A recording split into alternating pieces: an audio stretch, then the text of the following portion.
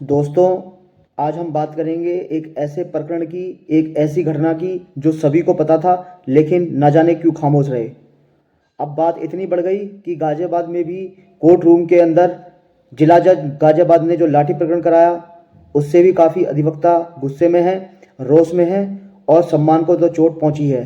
दूसरी जो घटना हुई 8/8/2024 को, रजत सिंह जैन जो कि मेरठ के जिला जज हैं, उन्होंने कुछ महिला अधिवक्ताओं को, और स्वयं मैं भी वहाँ मौजूद था, और उस समय कुछ और नए युवा अधिवक्ताओं को कस्टडी में ले लिया और ये कह दिया कि मैं सबसे बड़ा बदमाश हूँ, मैं एटा मैनपुरी का रहने वाला हूँ, मुझसे बड़ा कोई बदमाश नहीं। हालांकि ये कंप्लेंट हमने बार में भी करी, लेकिन बार का रवैया ऐसा रहा कि ऐसे पदाधिकारी आने वाली इस मेरठ जो कि महान संस्था है, इस मेरठ बार को कभी नहीं मिलनी चाहिए। ऐसे पदाधिकारियों का बहिष्कार होना चाहिए जो अपने अधिवक्ताओं का सम्मान नहीं रखते, सिर्फ अपने निजी स्वार्थ में लगे हुए हैं। नमस्कार दोस्तों, मैं प्रतीक कुमार एडवोकेट, मैं स्वागत करता हूं आज एक नई वीडियो में।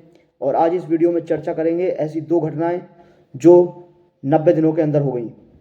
पहली घटना मेरठ के अंदर होती है 8/8/2024 को, जो कि जिला जज मेरठ रजत सिंह जैन द्वारा की जाती है।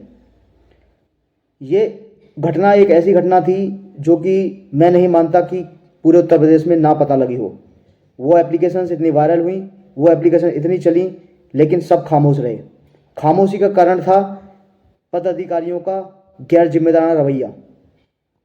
जब मेरठ के जिला जज इस तरह की भाषा कोर्ट में इस्तेमाल करते हैं कि मैं सबसे बड़ा बदमाश हूँ, मुझसे बड़ा कोई बड़ा बदमाश नहीं है, और मैं एटा मैनपुरी का रहने वाला हूँ, तुमसे जो उखड़ता हो वो उखाड़ लीजिए, इस तरह के जो लहजे हैं, उस लहजे के साथ साथ वहाँ कम से कम 6-7 महिलाएं भी अधिवक्ता थीं, और वहाँ पे नौजवान अधिवक्ता भी थे जिन्हें इलीगली रजत सिंह जैन मेरठ जिला जज जो हैं उन्होंने कस्टडी में लिया, और कस्टडी में लेने के बाद उनके साथ बदतमीजी की गई।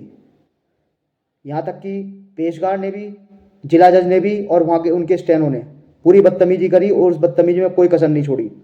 धमकी दी कि इतनी बड़ी धमकी दी कि उन्होंने अधिवक्ताओं को कस्टडी में पीएससी द्वारा ले लिया गया।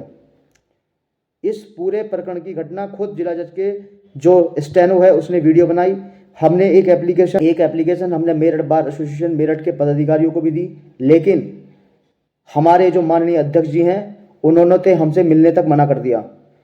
3 दिन उनके चक्कर काटे, लेकिन उन्होंने मिलने तक से मना कर दिया। और रही बात महामंत्री जी की, तो महामंत्री जी ने सिर्फ गोल गोल घुमाया।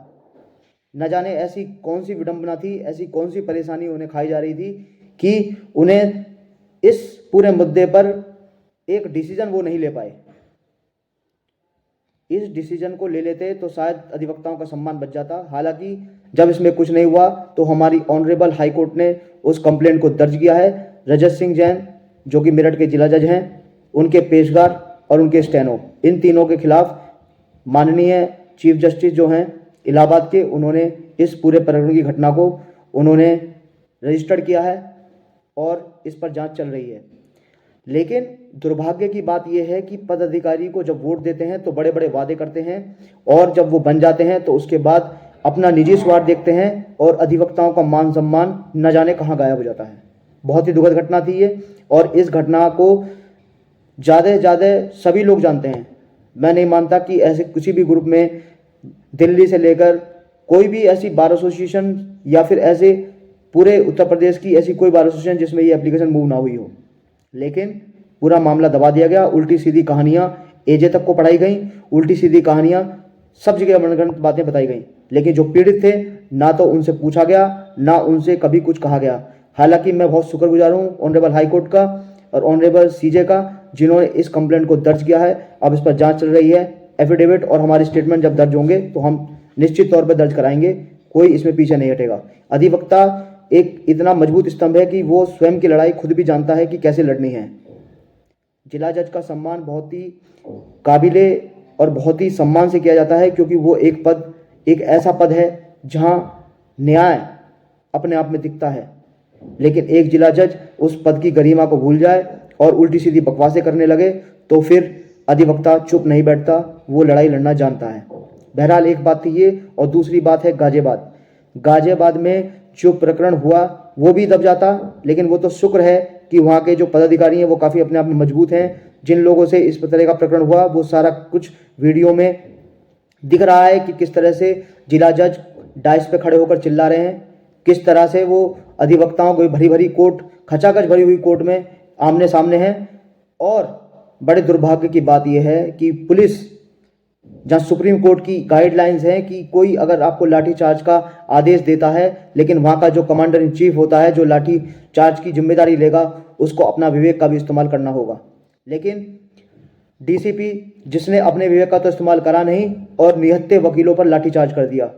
निहत्थे बेचारे उन वकीलों को काफ़ी चोटें आई हैं, काफ़ी उनके हाथ पैरों में भी चोटें आई हैं, शरीर में ऐसी ऐसी चोटें आई हैं जहाँ नाजुक जगह हैं। लेकिन अभी तक ये आंदोलन चल रहा है और इस आंदोलन में अभी तक ये समझ में नहीं आ रहा है कि जिला जज का अभी तक टर्मिनेशन क्यों नहीं हुआ है, क्यों उनका सस्पेंशन नहीं हुआ है। सस्पेंशन की बात तो दूर छोड़िए, उनके ट्रांसफर तक की बात अभी तक नहीं की जा रही है। लेकिन ध्यान रहे कि जब जब अधिवक्ता आक्रोशित होता है, अधिवक्ता को मजबूर किया जाता है, चाहे वो हापुड़ का कांड हो, चाहे फिर वो मेरठ का कांड हो, या फिर अब जो फिलहाल में चल रहा है गाजियाबाद का कांड हो, पदाधिकारी सिर्फ अपने निजी स्वार्थ के लिए राजनीति कर रहे हैं। उनकी राजनीति इतनी खोखली हो चुकी है कि जो मेरठ की गरिमा हुआ करती थी, मेरठ बार एसोसिएशन की गरिमा हुआ करती थी, जो लगभग 40 सालों से चली आ रही थी, केंद्रीय संघर्ष समिति जो कि हाईकोर्ट पश्चिम बेंच के लिए संघर्ष कर रही थी, उसको भी इस तरह से चला जाना। गाजियाबाद ने अपने उस लेटर में लिखा है जहां की जब तक ये आंदोलन रहेगा, केंद्रीय संघर्ष समिति का सारा निर्णय गाजियाबाद बार लेगी। और उसमें मेरठ बार के चेयरमैन का भी नाम लिखा है कि उनका कोई भी आदेश निष्प्रभावी रहेगा। हमारा ये मानना है कि इस तरह के जो हमारे पदाधिकारी हैं वो किस भावनाओं में जी रहे हैं। क्या ज़रूरत पड़ी थी उन्हें हड़ताल खोलने के लिए, और क्या ज़रूरत पड़ी थी कि इतनी जल्दी निर्णय ले लिया। किसी से पूछते ना, किसी से पूछा ना ही कुछ करा, बस अपना जो चाहा और मन चाहा वो कर दिया। और उसका खामियाजा इतना देखना पड़ा कि उनका पुतला तक फूंक दिया गया, अध्यक्ष जी का पुतला तक फूंक दिया गया, और वहाँ काफ़ी गर्मा गर्मी रही। और उसके बाद फिर गाजियाबाद में संघर्ष समिति की मीटिंग बुलाई जाती है और इस तरह का निर्णय, मेरठ बार एसोसिएशन से कारोबार गाजियाबाद में चला जाना आंदोलन तक बड़े दुर्भाग्य की बात है कि इस तरह के पदाधिकारी अपना सिर्फ निजी स्वार्थ देखते हैं। जबकि अधिवक्ता बार काउंसिल का एक ऐसा मेंबर है जिसे बार काउंसिल रजिस्टर्ड करती है, उसे एक लाइसेंस देती है। लेकिन खोखली राजनीति में डराकर धमकाकर काम करने वाले लोग इतने अपने सिर्फ स्वार्थ के लालच में बस गए हैं कि उन्हें यह नहीं दिखता है कि आप भी एक अधिवक्ता हैं। बहरहाल गाजियाबाद का आंदोलन मजबूती से चल रहा है और हम सब अधिवक्ता, चाहे वो पूरे देश के हों चाहे फिर वो इस प्रदेश के हों, हम अधिवक्ता लाठी अब नहीं खाएंगे। हम किसी भी स्वार्थी पदाधिकारी के हत्थे नहीं चढ़ेंगे और ना ही उनके किसी भी प्रलोभन में फंसेंगे, क्योंकि हम अधिवक्ता हैं, पढ़े लिखे हैं, हमें पता है कि लीगल रेमेडीज़ कैसे लेनी है, पदाधिकारियों से कैसे अपना पिंड छुड़ाना है, क्योंकि ये वो पदाधिकारी हैं जिनका आने वाले समय में ख्वाब भी टूट जाएगा। हम एक अच्छे पदाधिकारियों की उम्मीद करते हैं कि वो इन संस्थाओं को चला सकें, किसी के साथ गलत हो रहा तो उसका साथ दे सकें, ना कि उल्टी सीधी पट्टियाँ पढ़ाकर उन बातों को दबा दिया जाए। 3 प्रकरण मेरे सामने हुए। एक तो हमारा ही प्रकरण है मेरठ जिला जज के साथ, जो कि जिला जज ने हमारे साथ अभद्रता करी, धमकी दी और लड़कियों को और हम लोगों को विदाउट किसी ऐसी चेतावनी के इलीगल कस्टडी में रख लिया। ये गाजियाबाद का भी प्रकरण है जहां लाठी प्रकरण हुआ, जहां भरी कोर्ट में निहत्थे वकीलों पर लाठीचार्ज किया गया। तीसरा हापुड़ कांड हुआ, जो कि अभी ज़्यादा समय भी नहीं हुआ है। इस तरह की जो हरकतें हैं ये अब नहीं चलेंगी। प्रशासन को भी समझना होगा कि अधिवक्ता एक जिम्मेदार ऑफिसर ऑफ द कोर्ट होता है। इस तरह की जो बर्बरता उनके साथ की जा रही है अब नहीं होगी और हम अब नहीं इस चीज़ों को झेलेंगे।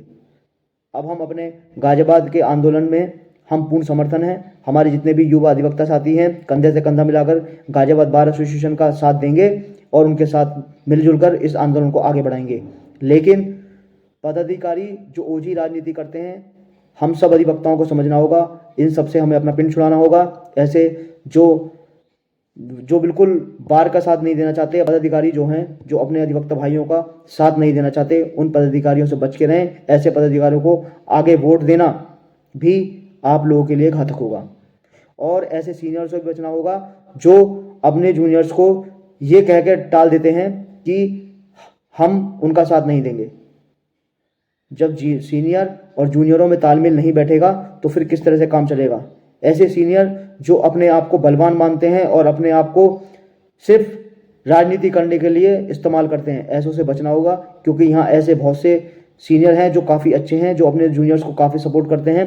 ऐसे सीनियरों को मेरा सलाम है और ऐसे सीनियरों की मैं बहुत इज्जत करता हूँ। लेकिन ऐसे सीनियर्सों का बड़ा दुर्भाग्य है जो अपने जूनियरों को बीच में साथ छोड़ देते हैं, क्योंकि आने वाला समय हो सकता है कि उनके खिलाफ हो और फिर उनका जूनियर्स भी साथ ना दें।